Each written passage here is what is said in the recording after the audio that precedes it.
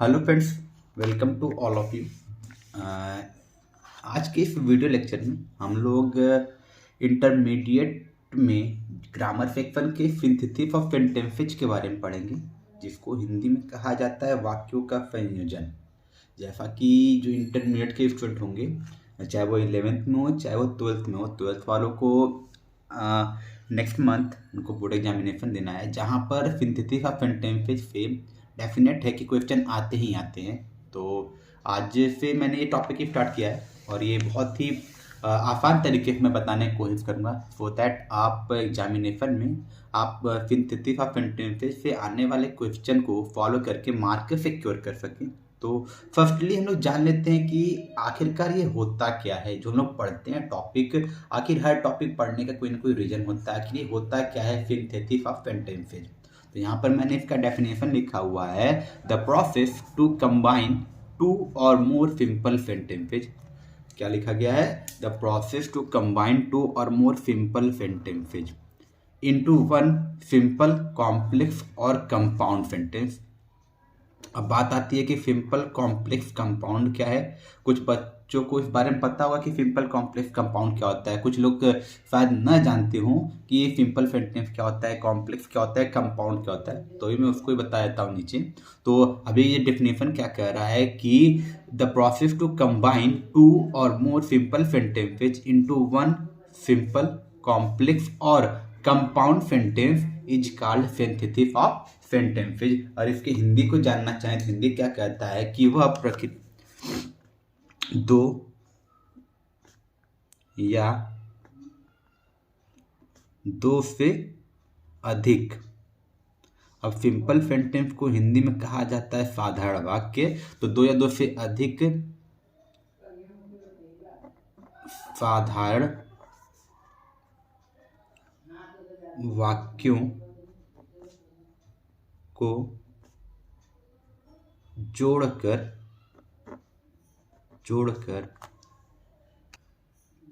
तो क्या कह रहा था सिंथेसिस ऑफ सेंटेंसेज कि दो या दो से अधिक साधारण वाक्यों को जोड़कर एक साधारण मतलब सिंपल, साधारण मतलब क्या कहेंगे हम लोग, सिंपल या मिश्रित मतलब कॉम्प्लेक्स या संयुक्त अर्थात कंपाउंड सेंटेंस बनाने की जो प्रक्रिया कहलाती है वही कहलाती है सिंथेसिस ऑफ सेंटेंसेज। अर्थात कहने का मतलब क्या, सीधे साधे बता रहा हूँ कि हमारे पास दो या दो से अधिक वाक्य दिए होंगे, कम से कम दो होंगे, अधिकतम कितने हो जाए, और जो वाक्य हमको गिवन होंगे, दिए गए होंगे, वो हमेशा क्या होंगे, साधारण होंगे, सिंपल सेंटेंस होंगे। जब हम इन सिंपल सेंटेंसेज को जोड़कर एक वाक्य बनाएंगे और वो एक वाक्य क्या होगा, वो एक वाक्य सिंपल हो सकता है, कॉम्प्लेक्स हो सकता है या कंपाउंड हो सकता है। तो यही प्रक्रिया अर्थात दो या दो से अधिक वाक्यों को जोड़कर इनमें से किसी एक रूप में बदलने की प्रक्रिया ही क्या कहलाती है, वह कहलाती है सिंथेसिस ऑफ सेंटेंसेज। तो बात आती है कि आखिर ये सिंपल कॉम्प्लेक्स कंपाउंड सेंटेंस क्या है, इनकी ज़रूरत क्यों पड़ी। तो फर्स्टली हमने सीखा हुआ है कि जो सेंटेंस होते हैं वो यूजुअली 5 प्रकार के होते हैं। हमने क्या सीखा है कि जो सेंटेंस होते हैं, सेंटेंस जो होते हैं वो कितने प्रकार के होते हैं, वो 5 प्रकार के होते हैं। आप उसको जानते होंगे, जिसमें मैंने पढ़ाया हुआ भी है पीछे की वीडियोज में कि असर्टिव सेंटेंस होता है, इंपरेटिव होता है, इंट्रोगेटिव होता है, एक्सक्लेमेटिव होता है, ऑब्जेक्टिव होता है। बट वो जो 5 प्रकार के जो सेंटेंस होते हैं वो होते हैं भाव के आधार पर। किसके आधार पर? भाव के आधार पर। मतलब वाक्य का भाव क्या कह रहा है, उस वाक्य के भाव के आधार पर वो सेंटेंस को, वाक्य को बांटा गया 5 भागों में, जो 5 प्रकार के थे बता देता हूँ। क्या क्या थे? असर्टिव हो गया, interrogative,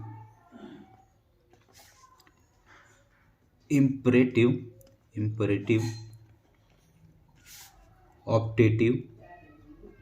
optative and exclamatory.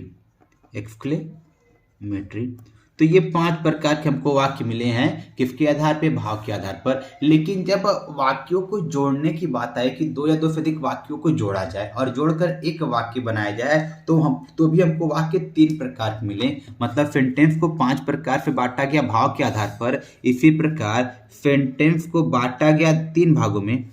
Sentence को 3 भागों में बांटा गया। 3 प्रकार के होते हैं, और ये 3 भागों में जो बांटा गया है वो किस आधार पे था, वह था संरचना के आधार पर। किसके आधार पर, संरचना के आधार पर। तो संरचना के आधार पर वाक्य जो बने वो 3 प्रकार के बने। तो चलिए पहले मैं आपको वही बता देता हूं। स्ट्रक्चरल क्लासिफिकेशन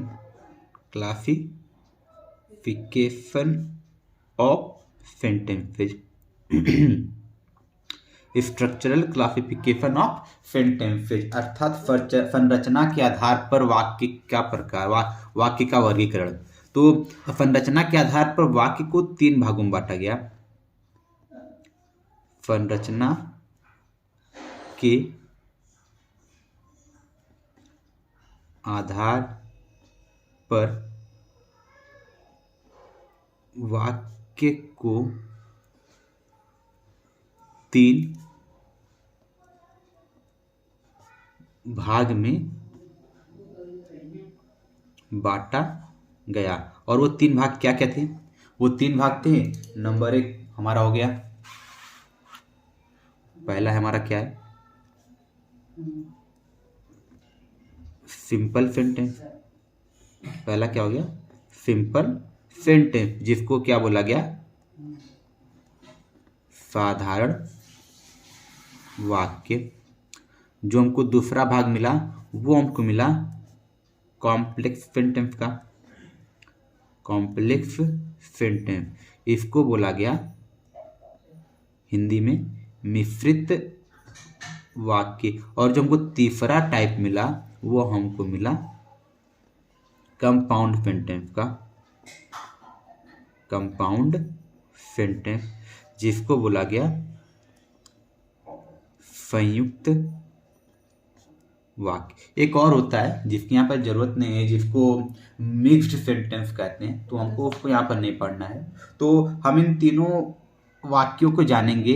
यहाँ पर सिंथेसिस ऑफ सेंटेंस में इन तीनों की ही जरूरत पड़ेगी, क्योंकि हमको सीखना ही है कि वाक्यों का संयोजन, मतलब हमको वाक्यों की तरह संरचना ही करनी है। और संरचना करने के लिए इन तीनों वाक्यों का नॉलेज होना बहुत ही ज़्यादा जरूरी है। तो मैं एक एक करके इन तीनों को बताऊंगा। फर्स्टली हमने आज हमको जो पहला टॉपिक पढ़ना होगा वो synthesis of simple sentences into one simple sentence हमारा पहला होगा, फॉर्मेशन ऑफ सिंपल सेंटेंस हमारा पहला टॉपिक होगा। तो इसलिए मैं आज के वीडियो लेक्चर में सिंपल सेंटेंस के बारे में बता दूंगा, क्या होता है सिंपल सेंटेंस, इसका डेफिनेशन क्या है, कैसे पहचानेंगे। आज मैं इसके बारे में डिस्कस करूंगा। जब आगे हमको कॉम्प्लेक्स का फॉर्मेशन करना होगा और कंपाउंड का फॉर्मेशन करना होगा, तब मैं इनके बारे में बता दूंगा। तो अभी क्या आज के इस वीडियो लेक्चर में हम समझते हैं कि सिंपल सेंटेंस क्या होता है। तो मैं सिंपल सेंटेंस के यहाँ पर डेफिनेशन लिख लेता हूँ। सिंपल सेंटेंस की डेफिनेशन क्या होती है, सिंपल सेंटेंस वह वाक्य होता है कि इसका डेफिनेशन के according a sentence which consists only one subject and finite verb is called simple sentence. अगर इंग्लिश का डेफिनेशन नहीं समझ में आपको हिंदी में बताता हूँ कि ऐसा वाक्य जिसमें एक सब्जेक्ट तथा एक फाइनाइट वर्ब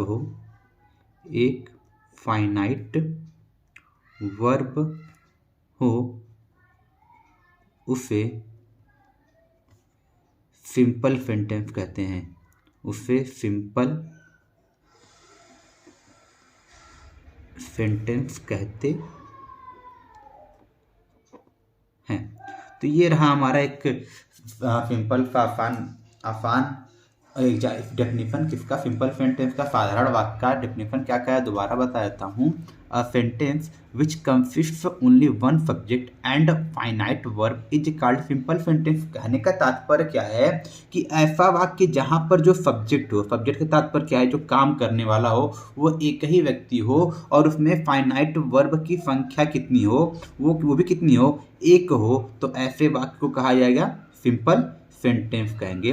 तो बात आती है कि हमको जब दो या दो से अधिक वाक्य दिए होंगे सिंथेसिस कर करके उनको सिंपल बनाना होगा, तो डेफिनेट है अगर दो वाक्य दिए होंगे तो हमको उसको जोड़कर सिंपल बनाने के लिए एक सब्जेक्ट और एक फाइनाइट वर्ब का प्रयोग करना होगा। बट जब दो वाक्य हैं तो इसका सीधा सा मतलब है सब्जेक्ट भी दो होंगे और जो वर्ब होंगे, फाइनाइट वर्ब की संख्या जो होगी वो भी दो होगी। तो अब हमको ये प्रोसेस जानना होगा कि कैसे हम लोग एक वर्ब को रिमूव करें, एक सब्जेक्ट को रिमूव करें और उसको किस रूप में बदल दें कि हमारे पास नंबर ऑफ सब्जेक्ट एक हो जाए और नंबर ऑफ फाइनाइट वर्ब कितना हो जाए, एक हो जाए। तो अब बात उठती है कि वो प्रोसेस क्या है और ये फाइनाइट वर्ब क्या होता है। ये इसको थोड़ा समझ लेते हैं क्योंकि इसका नॉलेज न केवल यहाँ के लिए, मैं आपको ये बता देता हूँ ये फाइनाइट वर्ब क्या होता है, नॉन फाइनाइट वर्ब क्या होता है। क्योंकि जब हम लोग दो या दो से अधिक वाक्यों को जोड़कर सिंपल बनाएंगे तो हमको नॉन फाइनाइट का मेथड आना चाहिए कि नॉन फाइनाइट वर्ब क्या होता है, कैसे नॉन फाइनाइट वर्ब बनाएंगे, कैसे पता करेंगे।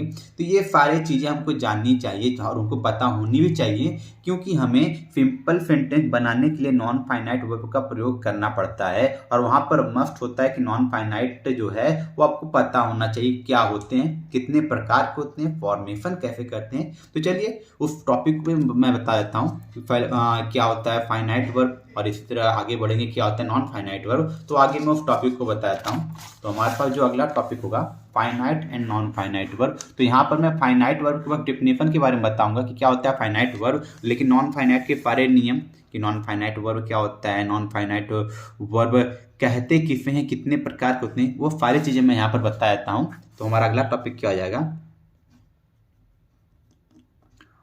Finite and non finite verb.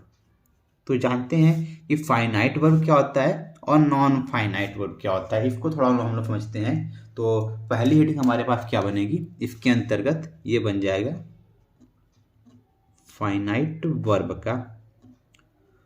तो फाइनाइट वर्ब किसे कहते हैं उसके डेफिनेशन को मैं बताता हूँ। तो फाइनाइट वर्ब क्या होता है उसका डिस्कस यहाँ पर कर लेते हैं कि मैंने यहाँ पे जो डेफिनेशन लिखा हुआ है कि ऐसी क्रियाएं जो टेंस तथा सब्जेक्ट के एक वचन तथा बहुवचन के अनुसार, मतलब जो वाक्य लिखते हैं वाक्य का टेंस क्या है, उसमें जो सब्जेक्ट है वो किस वचन का है, एक वचन है या बहुवचन है, उसके अनुसार जो क्रियाएं अपने रूप को बदल लेती हैं उन्हें क्या कहते हैं, फाइनाइट वर्ब कहते हैं। अब रूप बदलने का तात्पर्य क्या है, रूप बदलने का तात्पर्य है वर्ब की फर्स्ट फॉर्म, वर्ब की सेकेंड फॉर्म, वर्ब की थर्ड फॉर्म, वर्ब की फर्स्ट फॉर्म में आईएनजी और एक कौन सा फॉर्म होता है वर्ब की फर्स्ट फॉर्म में एफ या ईएफ, इन रूपों में आ जाएं। लेकिन किसके अनुसार आए, या तो टेंस के अनुसार या तो सब्जेक्ट के अनुसार। क्योंकि अभी हमको आगे जब पढ़ेंगे नॉन फाइनाइट में तो वहाँ पर हम लोग वर्ब की फर्स्ट फॉर्म में आईएनजी देखेंगे, वर्ब की थर्ड फॉर्म को भी देखेंगे और वर्ब की फर्स्ट फॉर्म पहले टू भी देखेंगे, लेकिन वो सब्जेक्ट के अनुसार नहीं होंगे। तो यहाँ पर सीधा सा कॉन्सेप्ट है ऐसी क्रियाएं जो टेंस के अनुसार तथा सब्जेक्ट के अनुसार अपने रूप में परिवर्तन करें, अर्थात वर्ब की फर्स्ट फॉर्म में जाए, वर्ब की सेकेंड फॉर्म में जाए या वर्ब की थर्ड फॉर्म में जाए, अथवा वर्ब की फर्स्ट फॉर्म में आईएनजी बन जाए या फिर वर्ब की फर्स्ट फॉर्म में एफ या ईएफ लग जाए, तो ऐसी क्रियाओं कहते हैं फाइनाइट वर्ब। जैसे मैं अगर एक टेंस लूं, I am going to market, तो यहाँ पर जो सेंटेंस लिखा हुआ है सेंटेंस में हम लोग देख रहे हैं कि जो वर्ब है गोइंग, गोइंग कैसे बना है, गो प्लस आईएनजी, मतलब गो क्या होता है, गो वर्ब की फर्स्ट फॉर्म होती है, उसमें क्या जुड़ गया है, आईएनजी जुड़ गया है। ऐसा क्यों हुआ है, क्योंकि जो गिवन सेंटेंस है ये एम के साथ वर्ब की फर्स्ट फॉर्म में आईएनजी का प्रयोग हुआ है, ये हमको दिखा रहा है कि प्रेजेंट कॉन्टिन्यूअस टेंस है। और प्रेजेंट कॉन्टिन्यूअस टेंस में हमको पता है कि हम लोग वर्ब की फर्स्ट फॉर्म में किसका प्रयोग करते हैं, आईएनजी का प्रयोग करते हैं। इसी प्रकार अगर मैं एक और सेंटेंस लूँ, जैसे कि he has gone to Agra, he has gone to Agra. तो यहाँ पर हम लोग फिर से देखेंगे, यहाँ पर जो वर्ब है गॉन जो लिखा गया है वर्ब की थर्ड फॉर्म के रूप में प्रयोग हुआ है, क्योंकि इसका जो मूल रूप होता है वो गो होता है। गो से किस में कन्वर्ट हो गया है, वर्ब की थर्ड फॉर्म में कन्वर्ट हो गया है। क्यों कन्वर्ट हो गया है, क्योंकि यहाँ पर हैज का प्रयोग हुआ है वर्ब की थर्ड फॉर्म के साथ, और यह डिनोट कर रहा है कि जो गिवन सेंटेंस है वो प्रेजेंट परफेक्ट टेंस का है। और प्रेजेंट परफेक्ट टेंस में हमको पता है कि हम लोग वर्ब की थर्ड फॉर्म का प्रयोग करते हैं हैज या हैव के साथ। इसी तरह अगर हम लोग प्रेजेंट इंडेफिनिट टेंस में आ जाएं, तो अगर हम लोग ये लिखें, मैं 3 सेंटेंस लिख रहा हूँ प्रेजेंट, 2 सेंटेंस लिख रहा हूँ प्रेजेंट इंडेफिनिट टेंस की, जैसे कि I go to market, I go to market, और यहाँ पर he goes to market, I go to market, he goes to market. यहाँ पर मैंने 2 सेंटेंस लिखा हुआ है। तो जब इन दोनों सेंटेंस को आप गौर से देखेंगे तो ये दोनों सेंटेंस हमको क्या दिखा रही हैं कि ये प्रेजेंट इंडेफिनिट टेंस की हैं। किसकी, प्रेजेंट इंडेफिनिट टेंस की हैं, क्योंकि वर्ब की फर्स्ट फॉर्म का प्रयोग हुआ है और वर्ब की फर्स्ट फॉर्म में ef जुड़ा हुआ है। तो अब यहाँ पर देखेंगे जो पहला सब्जेक्ट था, यहाँ पर सिर्फ और सिर्फ टेंस के अनुसार वर्ब की फर्स्ट फॉर्म आया है, और इसने सब्जेक्ट का अनुसरण करते हुए सिर्फ और सिर्फ अपने मूल रूप में प्रयोग किया गया है। बट यहाँ पर जब आएंगे तो ये भी प्रेजेंट इंडेफिनिट टेंस ही था, लेकिन यहाँ पर हमने जैसे ही सब्जेक्ट को चेंज किया, जैसे हमने सब्जेक्ट को चेंज किया, यहाँ पर हमने सब्जेक्ट ही ले लिया है, तो ही के साथ हमको पता है कि प्रेजेंट इंडेफिनिट टेंस में जब सब्जेक्ट ही होता है, सी होता है, इट होता है, या कोई एक वचन कर्ता होता है, तो वहाँ पर हम लोग वर्ब के फर्स्ट फॉर्म में एफ या ई एफ का प्रयोग करते हैं। तो इसलिए हमने इसमें ई एफ का प्रयोग कर दिया है। तो हम अगर इन तीनों एग्जाम्पल्स को देखेंगे तो यहाँ पर हम लोग को पता चलेगा जो मूल वर्ब होता है गो, उसको ने पहले वाक्य में टेंस के अनुसार, टेंस क्या था, प्रेजेंट कॉन्टिन्यूअस टेंस, तो प्रेजेंट कॉन्टिन्यूअस टेंस के अनुसार एक किसमें चला गया है, वर्ब की फर्स्ट फॉर्म में आईएनजी वाला रूप बन गया है, गोइंग बन गया, यानी किसने टेंस के अनुसार अपने रूप को बदल लिया है। दूसरे सेंटेंस में पहुंचे हैं he has gone to Agra, तो फिर से गो टेंस के अनुसार, टेंस क्या था, प्रेजेंट परफेक्ट टेंस, तो इसने टेंस के अनुसार अपने आप को किस में बदल दिया है, वर्ब की थर्ड फॉर्म में बदल दिया है, गॉन में बदल दिया है। इसी प्रकार जब हम लोग यहाँ पर आए चौथे सेंटेंस में, तो प्रेजेंट इंडेफिनिट था, तो जब प्रेजेंट इंडेफिनिट था तो उसने टेंस के अनुसार फिर पहले वाले में सिर्फ गो में रहा, अर्थात मूल रूप में रहा, वर्ब की फर्स्ट फॉर्म के रूप में रहा। लेकिन जैसे यहाँ पर हमने इसी टेंस में सब्जेक्ट को चेंज कर दिया, आई की जगह ही कर दिया, तो गो ने अपने रूप को बदल दिया है, और वो किस रूप में आ गया है, वर्ब की फर्स्ट फॉर्म में एफ या ई एफ के रूप में आ गया है। तो यहाँ पर हम लोग देखेंगे कि जो वर्ब गो है इसने बार बार अपने रूप को टेंस के अनुसार और सब्जेक्ट के अनुसार चेंज किया है। तो ऐसी क्रियाएं क्या कहलाती हैं, फाइनाइट वर्ब कहलाती हैं। तो आई होप अब आपको समझ में आ गया होगा कि फाइनाइट वर्ब क्या होता है। तो अगला टॉपिक हमारा क्या है, नॉन फाइनाइट वर्ब। अगला टॉपिक हमारा है नॉन फाइनाइट वर्ब। तो क्या होता है नॉन फाइनाइट वर्ब, उसको समझते हैं। तो नॉन फाइनाइट वर्ब क्या होता है, उसका डेफिनेशन लिखा हुआ है कि ऐसी क्रियाएं जो सब्जेक्ट तथा टेंस के अनुसार अपने रूप को परिवर्तित नहीं करती हैं, उन्हें क्या कहते हैं, नॉन फाइनाइट वर्ब कहते हैं। तो इसका मतलब क्या हो गया कि जैसे कि प्रेजेंट इंडेफिनिट टेंस है, प्रेजेंट इंडेफिनिट टेंस कहता है कि वर्ब की फर्स्ट फॉर्म का प्रयोग होना चाहिए, या वर्ब की फर्स्ट फॉर्म में एफ या ई एफ का प्रयोग होना चाहिए सब्जेक्ट के अनुसार। तो अगर कोई ऐसी क्रिया आ जाए जिस पर सब्जेक्ट का टेंस का प्रभाव न पड़े और वह उनसे स्वतंत्र रहे, उनसे परे रहे, अर्थात वो उनके अनुसार अपने रूप को परिवर्तित न करे, तो उन्हें क्या कहेंगे, नॉन फाइनाइट वर्ब कहेंगे। जैसे कि चलिए ऊपर ये एग्जाम्पल है ना, he has gone to Agra, ये सेंटेंस लिखा हुआ, मैं इसी सेंटेंस को दोबारा लिख रहा हूं, he has gone to Agra. अभी तक तुमको पता है कि यहाँ पर ये जो सेंटेंस है इसमें जो वर्ब गॉन है ये फाइनाइट वर्ब है, क्योंकि यह इस वाक्य टेंस के अनुसार, प्रेजेंट परफेक्ट टेंस के अनुसार वर्ब की थर्ड फॉर्म के रूप में प्रयोग हुआ है। लेकिन इस सेंटेंस में थोड़ा एक्सपेंड कर रहा हूँ, बढ़ा रहा हूँ। अगर मैं इसे लिख दूं, he has gone to Agra to see the Taj, तो मैंने इस सेंटेंस को बढ़ा दिया है ताज तक। तो हम लोग देखेंगे इस सेंटेंस को और गौर से देखेंगे तो इसमें एक और वर्ब आ गया है, और वो वर्ब क्या है, सी है।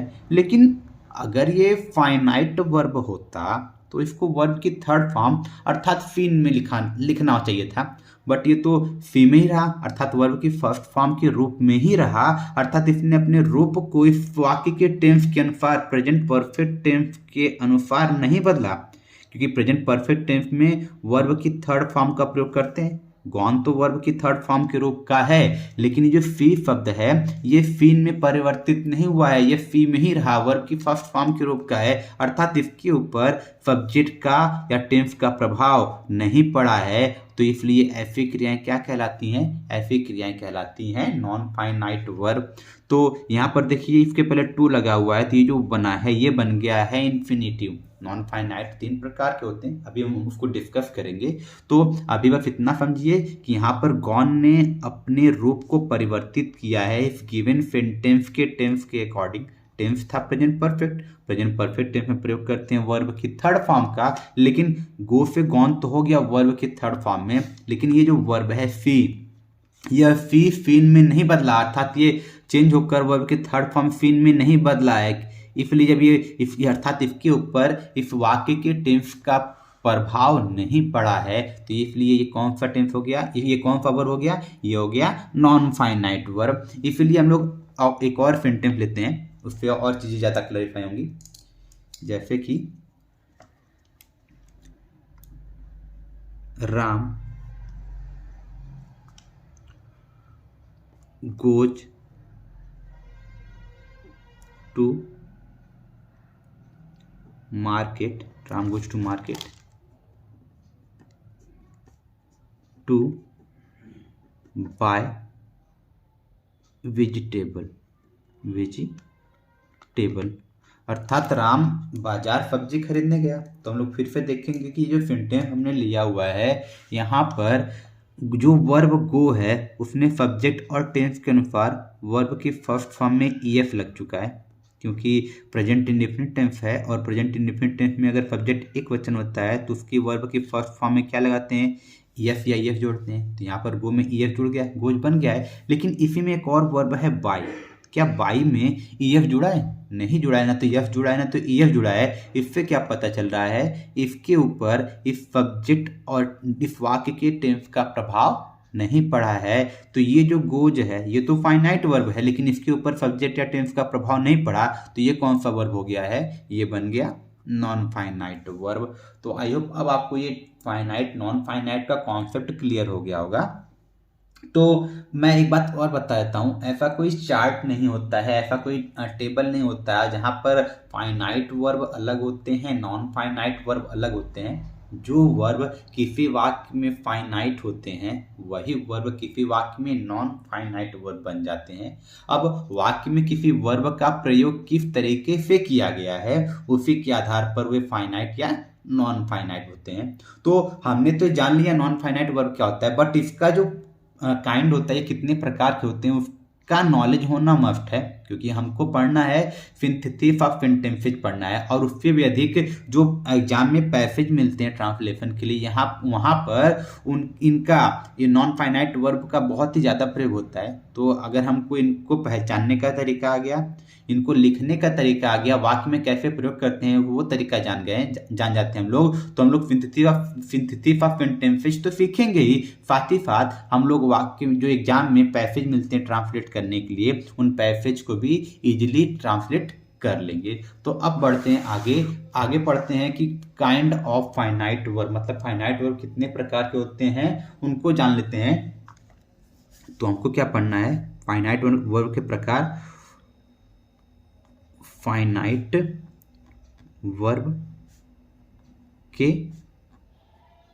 प्रकार। तो जो फाइनाइट वर्ब होते हैं वो तीन प्रकार के होते हैं। फाइनाइट वर्ब कितने प्रकार के होते हैं? फाइनाइट बोल रहा हूँ, नॉन फाइनाइट था, नॉन फाइनाइट वर्ब के प्रकार। तो जो नॉन फाइनाइट वर्ब होते हैं वो तीन प्रकार के होते हैं। नॉन फाइनाइट वर्ब तीन प्रकार के होते हैं, और वो क्या क्या होते हैं नंबर 1 होता है पार्टिसिपल, पार्टिसिपल। नंबर 2 होता है इन्फिनिटिव, इन्फिनिटिव। और नंबर 3 क्या होता है, ये होता है जिरंड। तो पहला क्या हो गया, पार्टिसिपल हो गया, दूसरा इन्फिनिटिव हो गया और तीसरा क्या हो गया, जिरंड हो गया है। ये जो नॉन फाइनाइट वर्ब होते हैं, अर्थात मैं इनके बारे में एक और चीज बताता हूं। Non finite verb, non finite verb अर्थात और कर क्या कह सकते हैं, इन्फिनिटिव, इन्फिनिटिव, जिरंड तथा पार्टिसिपल को एक और नाम दिया गया है। हमने इसको नॉन फाइनाइट तो बोला ही, लेकिन इन नॉन फाइनाइट वर्ब को या फिर इन्फिनिटिव, जिरंड तथा पार्टिसिपल को एक और नाम दिया गया है, और वो नाम होता है double part of speech, double parts of speech नाम दिया गया है। अब ऐसा क्यों कहा गया, इन्हें डबल पार्ट्स ऑफ स्पीच कहते हैं। ऐसा क्यों कहते हैं, इसके पीछे का रीजन है क्योंकि इनका जो फॉर्मेशन होता है, इनका फॉर्मेशन तो वर्ब से होता है। जैसा कि हमने पीछे सीखा है, इनका फॉर्मेशन वर्ब से होता है, लेकिन ये वर्ब का काम न करके ये काम करते हैं संज्ञा विशेषण या क्रिया विशेषण का। तो क्योंकि ये वाक्य में नाउन, एडजेक्टिव, नाउन एडजेक्टिव या एडवर्ब का कार्य करते हैं, नाउन एडजेक्टिव या एडवर्ब का कार्य करते हैं,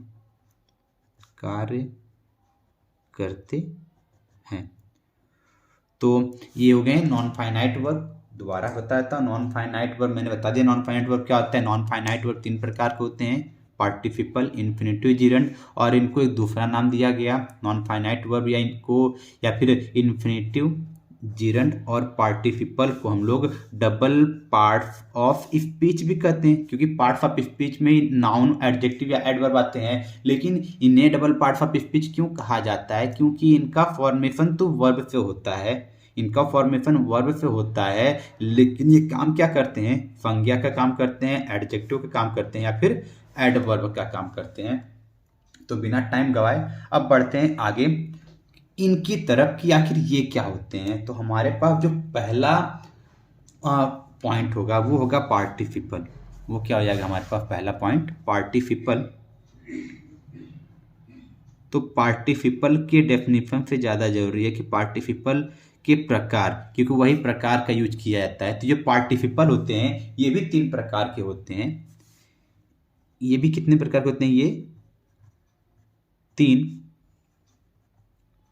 प्रकार के होते हैं। तो पार्टिसिपल हमको जो मिला, पार्टिसिपल कितने प्रकार के होते हैं, 3 प्रकार के होते हैं। और वो 3 प्रकार क्या क्या हैं उनको जान लेते हैं। नंबर 1 होता है present participle, present participle. Number 2 होता है पास्ट पार्टिसिपल। नंबर 3 होता है परफेक्ट पार्टिसिपल। तो प्रेजेंट पार्टिसिपल कैसे बनता है, प्रेजेंट पार्टिसिपल बनता है वर्ब की फर्स्ट फॉर्म में आईएनजी का प्रयोग करने से।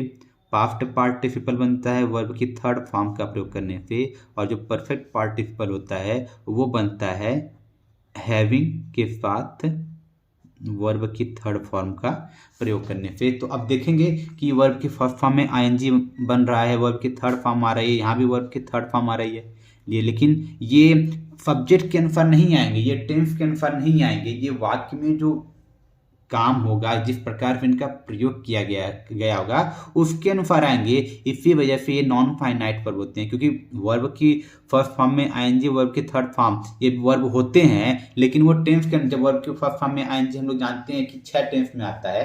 क्या क्या होते हैं वो? प्रेजेंट कॉन्टिन्यूअस, पास्ट कॉन्टिन्यूअस और फ्यूचर कॉन्टिन्यूअस।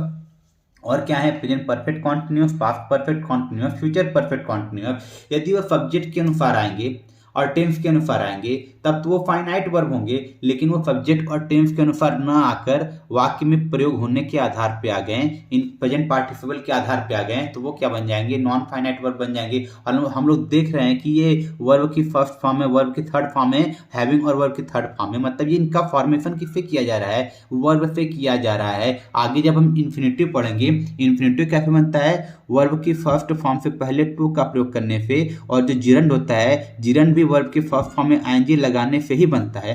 ये भी वर्ब की फर्स्ट फॉर्म में आईएनजी लगाने से बनता है, और जिरंड भी वर्ब की फर्स्ट फॉर्म में आईएनजी लगाने से बनता है, लेकिन दोनों के अर्थ में भिन्नता होगी। अभी जब मैं इनको बताऊंगा तो आप इनके बीच का अंतर समझ जाएंगे। तो आप लोग देख रहे होंगे, चाहे इन्फिनिटी हो जाए, चाहे जिरंड हो जाए, चाहे प्रेजेंट पार्टिसिपल हो जाए, चाहे पास्ट पार्टिसिपल हो जाए, या परफेक्ट पार्टिसिपल, ये सभी का फॉर्मेशन वर्ब से हो रहा है। बट ये वर्ब के अनुसार कार्य नहीं करते हैं। जो काम करेंगे वो या तो नाउन का होगा, या तो एडजेक्टिव का होगा, या तो एडवर्ब का होगा। इसलिए इनको डबल पार्ट्स ऑफ स्पीच भी कहते हैं। और ये जो होते हैं इन्फिनिटिव जिरंड, ये जो कार्य करते हैं नाउन का कार्य करते हैं, इसलिए इनको भी एक नाम दिया गया है वर्बल नाउन। इनको कहते हैं, इन्फिनिटिव और जिरंड को कहा जाता है वर्बल नाउन कहते हैं। तो चलिए ज़्यादा समय न गवाते हुए आज का पहला, इस हिस्से का पहला जो टॉपिक है प्रेजेंट पार्टिसिपल, उसको समझते क्या होता है प्रेजेंट पार्टिसिपल। प्रेजेंट पार्टिसिपल, तो प्रेजेंट पार्टिसिपल क्या होता है उसको जानते हैं। इसका सिंथेसिस में भी बहुत ज़्यादा ज़रूरत होता है, और इसका ट्रांसलेशन में भी बहुत ज़्यादा ज़रूरत होता है। तो यूजुअली अगर पार्टिसिपल है, या इनमें से जो नॉन फाइनाइट वर्ब है, नॉन फाइनाइट वर्ब होंगे तो वाक्य में एक और वर्ब होगा जो फाइनाइट होगा। तो इसका सीधा मतलब हो जाएगा कि वाक्य में 2 क्रियाएं होंगी। तो जब किसी वाक्य में, जब किसी वाक्य में 2 क्रियाओं का प्रयोग हुआ हो तथा जिस क्रिया के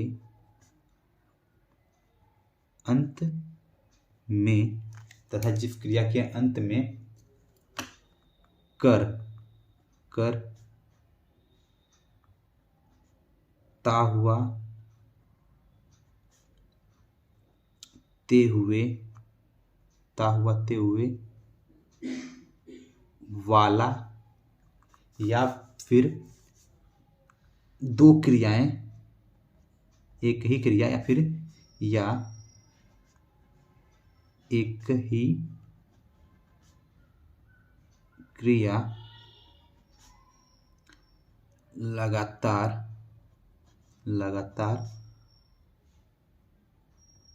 2 बार आए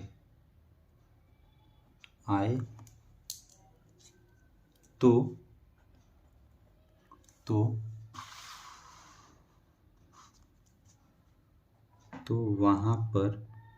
वहां पर प्रेजेंट पार्टिसिपल होता है। प्रेजेंट पार्टिसिपल होता है तथा वर्ब की फर्स्ट फॉर्म में आईएनजी लगाने पर प्रेजेंट पार्टिसिपल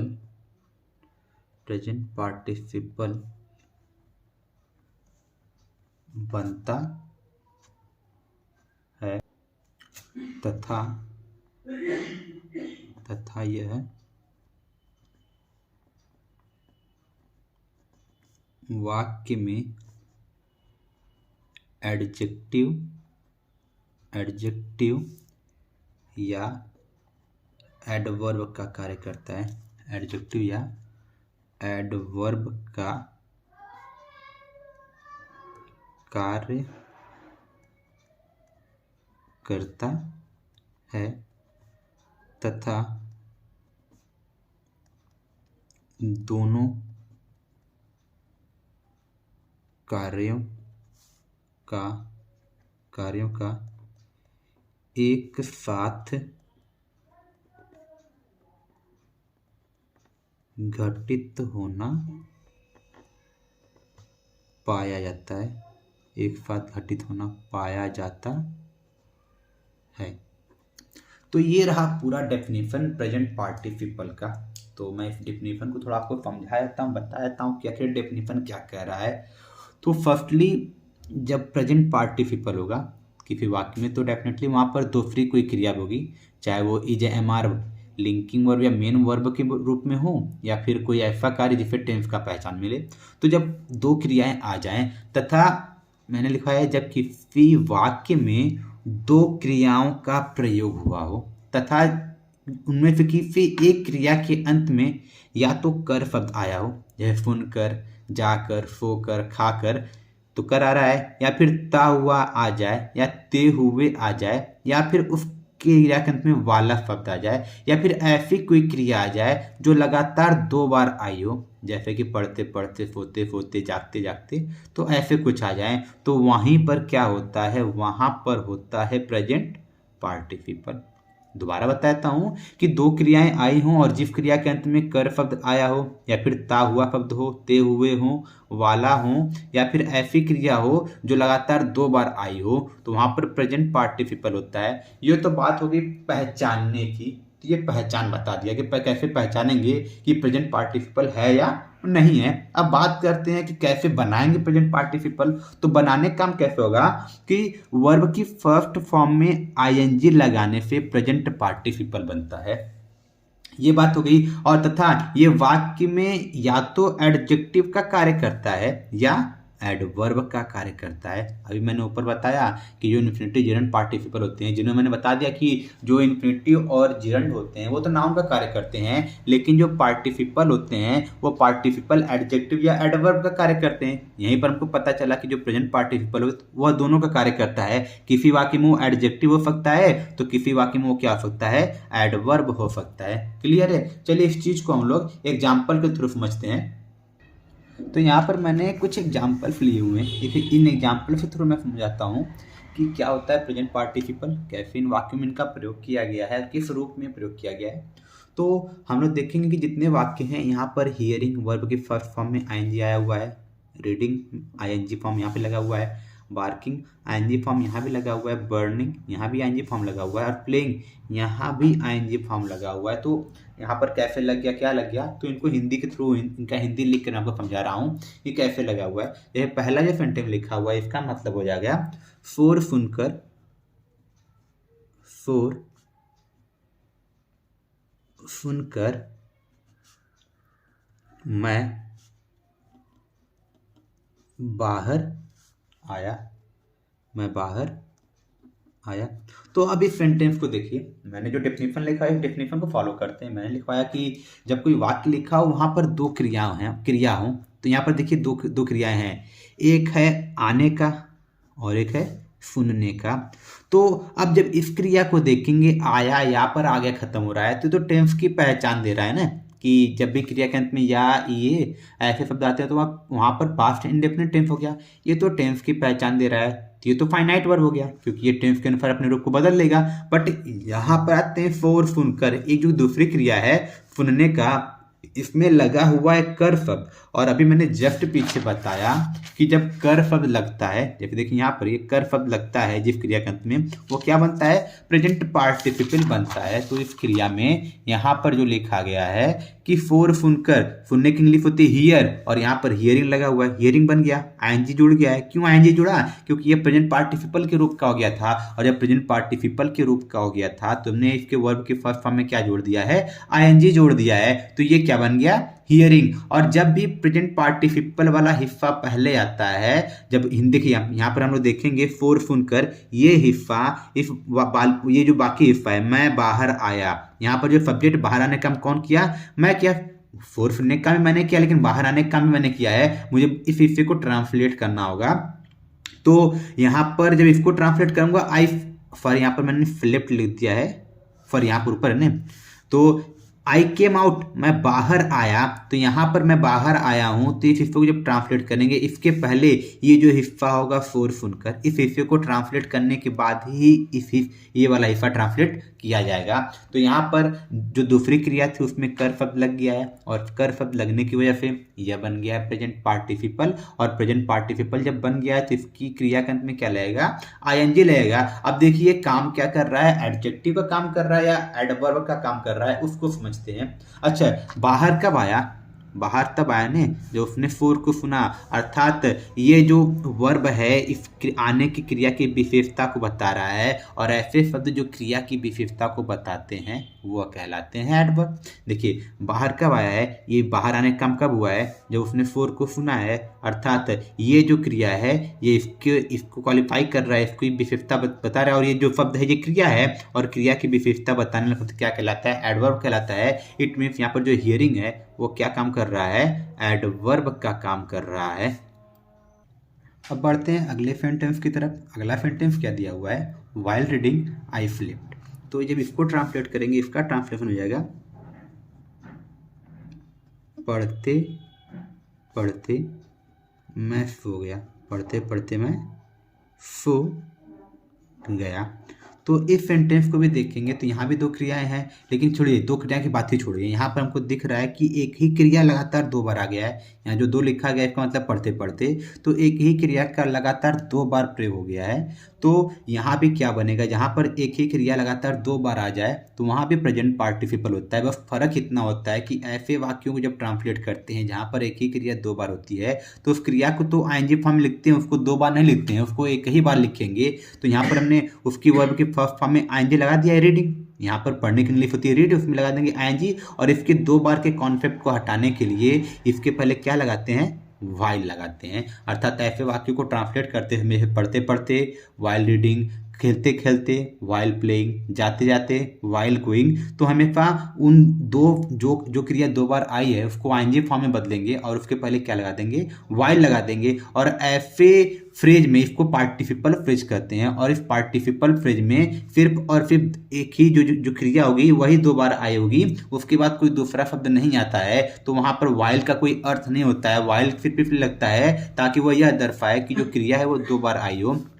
लेकिन कहीं कहीं व्हाइल आईएनजी फॉर्म के साथ लगता है, लेकिन वहां पर जब व्हाइल आईएनजी फॉर्म के साथ लगता है, जैसे कि यहाँ पर व्हाइल आईएनजी फॉर्म के साथ लगा हुआ है, लेकिन इस केस में व्हाइल का अर्थ लिखा जाएगा। और ऐसे केस में वर्ब के साथ जो फ्रेज बनेगा, देखिए जो कॉमा मैंने यहाँ पर कॉमा लगाया हुआ है, जब भी पार्टिसिपल पहले आया हुआ है तो वो पूरा पार्टिसिपल फ्रेज बनता है। और उसके पहले उसके पार्टिसिपल फ्रेज के अंत में तुरंत क्या लगाते हैं, कॉमा लगाते हैं। यहाँ भी कॉमा है, यहाँ भी कॉमा है, आगे यहाँ भी कॉमा दिया हुआ है, तो ये पार्टिसिपल फ्रेज होते हैं। तो यहाँ भी व्हाइल है, यहाँ भी व्हाइल है। फर्क क्या है, इस पार्टिसिपल फ्रेज में आईएनजी फॉर्म के बाद कोई वर्ड नहीं आया है, एक्स्ट्रा वर्ड नहीं आया है, लेकिन यहाँ पर आईएनजी फॉर्म के बाद ये एक्स्ट्रा वर्ड्स आए हुए हैं। और इस केस में व्हाइल का अर्थ भी होगा, लेकिन यहाँ पर व्हाइल का अर्थ नहीं होगा। यहाँ पर व्हाइल सिर्फ इसलिए आया है ताकि यह डिनोट कर सके कि जब हिंदी इसका ट्रांसलेट करेंगे तो ये जो वर्ब लिखा जाएगा वो कितनी बार लिखा जाएगा, दो बार लिखा जाएगा, लगातार लिखा जाएगा।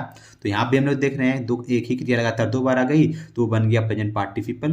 तो अब जब इसको ट्रांसलेट करेंगे तो ऐसे वाक्यों की जो पार्टिसिपल फॉर्म होगी उसके पहले क्या लगा देंगे, व्हाइल लगा देंगे। तो ये हो गया। आगे बढ़ते हैं और देखिए जब इसको देखेंगे ध्यान से तो कब सोया है, पढ़ते हुए। तो यहाँ पर ये जो इसका प्रयोग किया गया है एडवर्ब की तरह किया गया है। आगे बढ़ते हैं, बार्किंग डॉग्स सेल्डम बाइट, तो ये इसका अर्थ हो जाएगा, ये अर्थ हो जाएगा भौंकने वाले कुत्ते,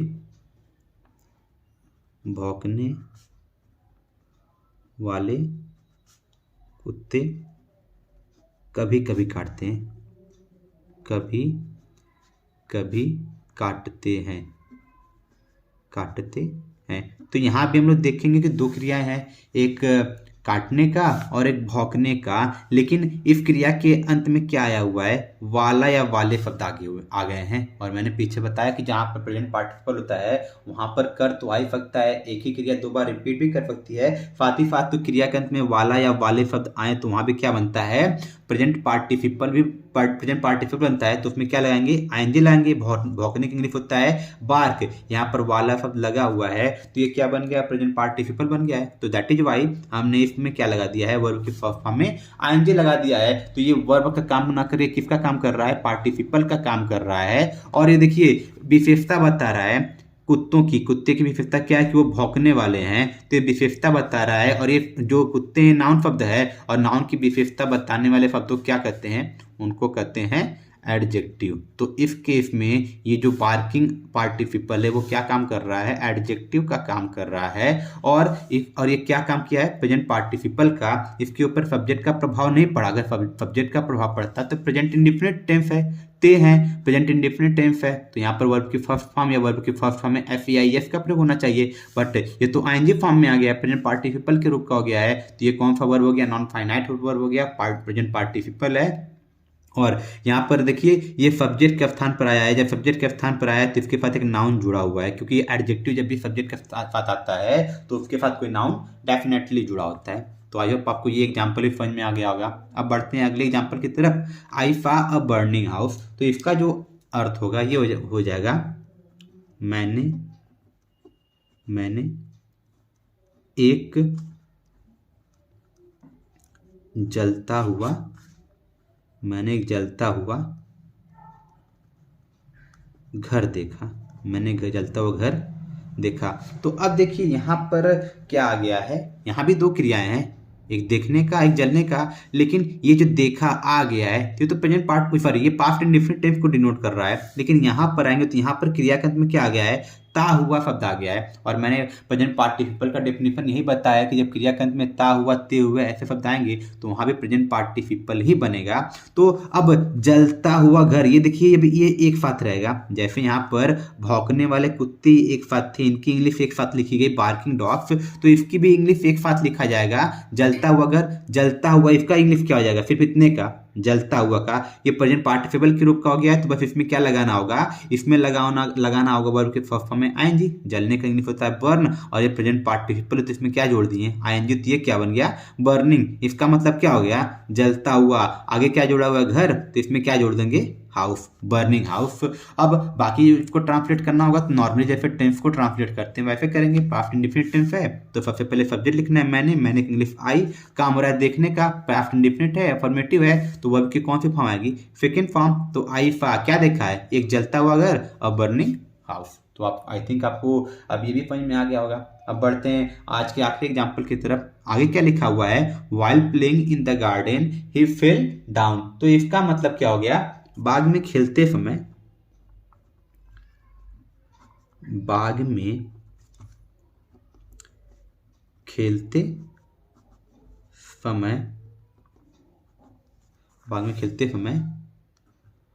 वह गिर गया।